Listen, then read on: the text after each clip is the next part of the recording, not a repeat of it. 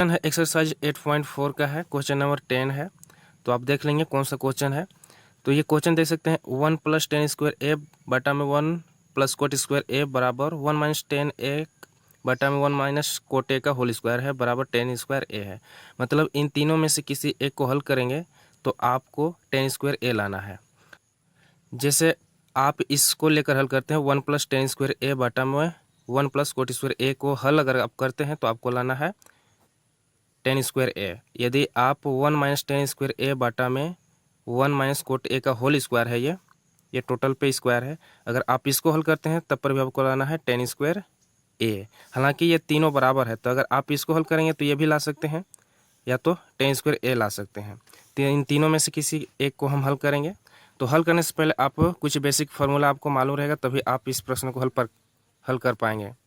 इस प्रश्न में सिर्फ फार्मूला का ही प्रयोग किया गया है। तो फार्मूला आपको याद रखना होगा, सेक स्क्वायर ए बराबर सेक स्क्वायर ए का उल्टा होता है 1 बटा में कोस स्क्वायर ए। सेक स्क्वायर ए बराबर होता है 1 बटा में कोस स्क्वायर ए, और कोस स्क्वायर ए बराबर होता है 1 बटा में साइन स्क्वायर ए। 1 + 10 स्क्वायर ए बराबर होता है सेक स्क्वायर ए, और 1 + कोट स्क्वायर ए बराबर होता है सेक स्क्वायर ए। तो ये फार्मूला है, ये चारों जो है ये चारों फार्मूला है। इसी चारों फार्मूला का प्रयोग करके यहाँ पे हम इसको हल करेंगे। तो हम जो आसान है उसी को हल करेंगे। तो हम सबसे पहले इसे लेकर हल करेंगे। तो 1 + 10 स्क्वायर ए है, 1 + 10 स्क्वायर ए बटा में 1 + कोट स्क्वायर ए है, 1 + कोट स्क्वायर ए। तो आपको पता होगा कि 1 + 10 स्क्वायर ए, तो देखिए यहाँ पर 1 + 10 स्क्वायर ए बराबर होता है सेक स्क्वायर ए। ये फार्मूला ही है, 1 + 10 स्क्वायर ए बराबर सेक स्क्वायर ए होता है। ये प्लस साइन है, आप कंफ्यूज ना करें वो प्लस और टी में। 1 + 10 स्क्वायर ए बराबर होता है सेक स्क्वायर ए। तो जहाँ पर 1 + 10 स्क्वायर ए है वहाँ पे हम रखेंगे सेक स्क्वायर ए। तो 1 + 10 स्क्वायर ए के बदले में हम यहाँ रखेंगे सेक स्क्वायर ए, सेक स्क्वायर ए। उसी प्रकार 1 + कोट स्क्वायर ए, तो 1 + कोट स्क्वायर ए बराबर होता है कोसेक स्क्वायर ए। तो हम यहाँ पे रखेंगे कोसेक स्क्वायर ए। अब हम क्या करेंगे कि सेक स्क्वायर ए बटा में कोसेक स्क्वायर ए आ गया। अब हमें लाना है 10 स्क्वायर ए, ये लाना है। LHS से स्टार्ट किए हैं तो RHS हमें 10 स्क्वायर ए लाना है। तो क्या करेंगे कि सेक स्क्वायर ए, तो सेक स्क्वायर ए का फॉर्मूला देखिए, सेक स्क्वायर ए बराबर होता है 1 बटा में कोसेक स्क्वायर, 1 बटा में कोसेक स्क्वायर। तो जहाँ पर सेक स्क्वायर ए है वहाँ रखेंगे 1 बटा में कोसेक स्क्वायर ए। तो हम यहाँ पे लिखेंगे 1 बटा में सेक स्क्वायर के बदले में लिख रहे हैं हम 1 बटा में कोस स्क्वायर है, तो लिखेंगे कोस स्क्वायर ए।